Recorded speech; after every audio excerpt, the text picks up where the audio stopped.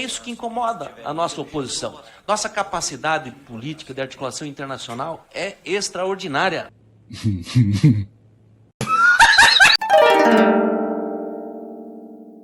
Consulta o plenário se há consenso para aprovarmos a proposta do Plano Anual de Fiscalização e Controle apresentada com as contribuições do deputado Kim Kataguiri.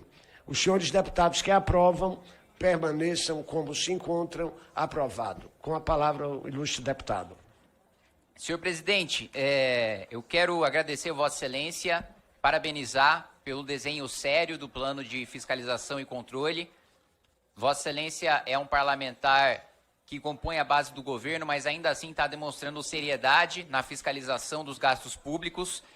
Sugeri, e foi aprovado agora, como Vossa Excelência bem colocou, a fiscalização nos gastos com viagens e diárias. No ano passado superou 2 bilhões de reais, né, o que é um valor muito elevado.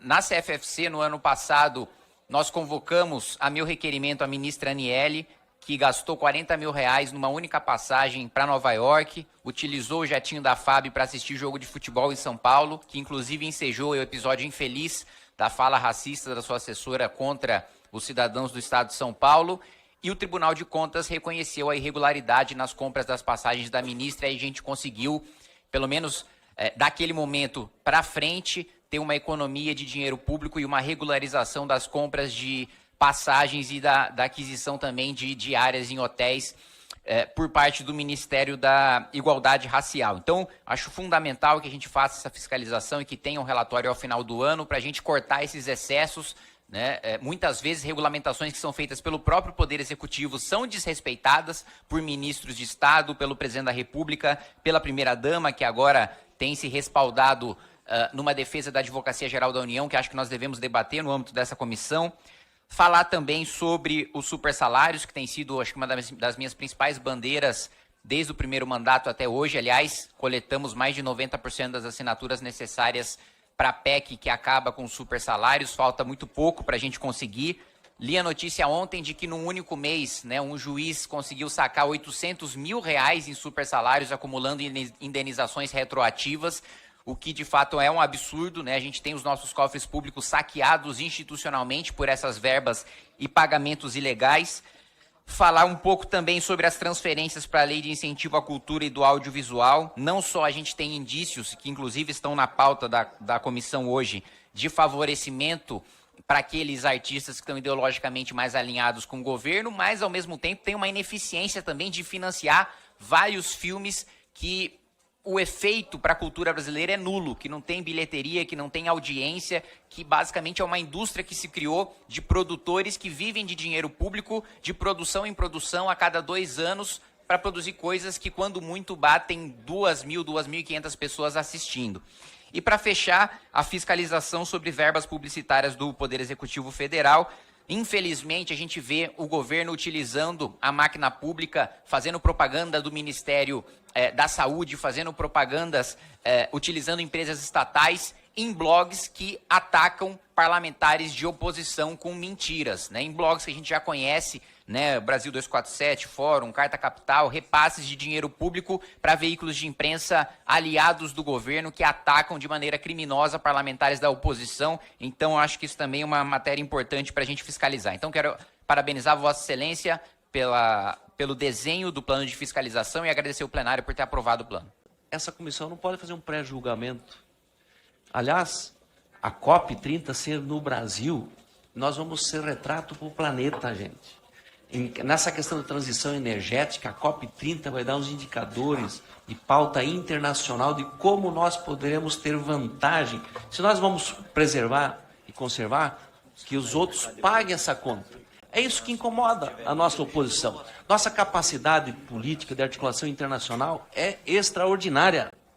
E a COP estar sendo realizada aqui no país, a COP30, é de uma relevância fundamental para a indústria brasileira, para todo o povo brasileiro. E quem está acostumado a fazer retórica de mentira deve estar se incomodando muito. Aí ficam fazendo sensacionalismo prévio numa comissão que tem que fiscalizar sim. A ministra virá aqui, vai explicar tudo certinho. E outra, artistas tem já uma decisão, se não me falha a memória, do Conselho de Ética e com aval do Tribunal de Contas da União, que eles têm uma ação diferenciada, porque às vezes ocupa a função de ministros. Então isso também já tem acordo e entendimento, inclusive, com o Tribunal de Contas. Deputado Kim. Senhor presidente, primeiro eu quero falar sobre, até a fala do deputado Welter, uma pena que ele não esteja aqui, de que a direita ou a oposição estaria aí com inveja da capacidade de articulação internacional do governo Lula. Primeiro, para ter capacidade de articulação internacional, ele precisa ter capacidade de articulação nacional, né? O governo está uma bagunça, nem dentro da Câmara dos Deputados ou no Senado. A gente está aí já quase dia 10 de abril e até agora nada de relevante para o governo federal foi sequer encaminhado propriamente para esta Câmara dos Deputados. Mas, para além disso, né, colocar a mentira como uma característica da direita, né? O próprio presidente Lula lá atrás tem vídeo e concedeu entrevista coletiva admitindo que mentia, ia para a Europa para mentir e inclusive os próprios assessores alertavam que aquele número de crianças abandonadas que o presidente Lula dizia que tinha no Brasil quando ele estava viajando para a Europa, se fosse esse o número a gente não conseguiria andar na rua de tanta criança que estaria abandonada e ainda assim ele admite a mentira fazendo graça. E um outro ponto que foi colocado sobre a ministra Margarete Menezes, que inclusive há um requerimento de minha autoria sobre isso, de que estaria havendo um pré-julgamento em relação à conduta da ministra. Olha, sobre as dezenas de milhões de reais que o Ministério da Cultura enviou e que foram utilizadas para campanhas eleitorais, existe áudio das pessoas admitindo que esse dinheiro que a diretriz era para usar esse dinheiro para a campanha eleitoral. Já existe uma admissão de culpa, não por parte da ministra, mas de quem operacionalizou esse dinheiro, de que, de fato, dinheiro do governo federal foi utilizado para fazer campanha, quando isso é absolutamente ilegal, por óbvio, né? Além disso, falar da importância de levarmos em frente essa fiscalização em relação ao pé de meia, né, que você já teve a primeira constatação correta do Tribunal de Contas, que o governo, buscando driblar a legislação orçamentária, cria um fundo privado, aproveita a janela para ficar da PEC da transição para ficar fora do cálculo de primário no primeiro exercício do governo Lula, cria esse fundo privado, lança como despesa de capital aquilo que não é despesa de capital, aquilo que na realidade é despesa recorrente, que é custeio, e isso foi constatado pelo Tribunal de Contas, mas agora as denúncias vão além.